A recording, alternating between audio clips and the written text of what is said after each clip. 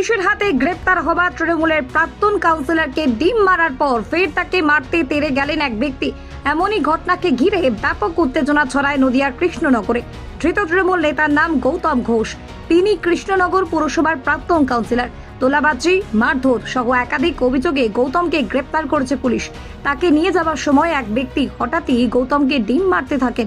প্রাণ ভয়ে ভেতরে ছুটে গেলে ওই ব্যক্তিও ভেতরে গিয়ে তাকে মারধর করতে উদ্যত হয়ে পড়ে। ঘটনাকে ঘিরে ব্যাপক উত্তেজনা ছড়িয়ে পড়ে।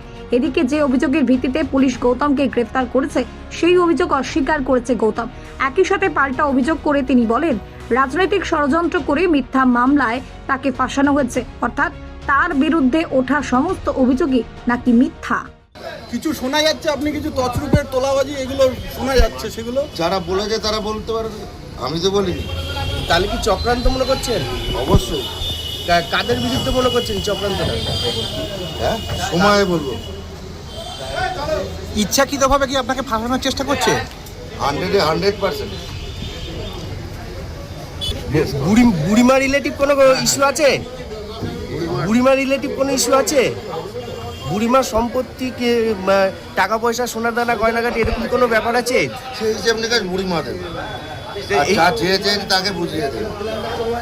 এই বিষয়টা একটু যদি জানান, কারণ বুড়িমা তো এত বড় জাগ্রত, যার সোনা নাকি নিয়ে রাখতে পারে না, সেই জায়গায় আপনার বিরুদ্ধে এরকম অভিযোগ।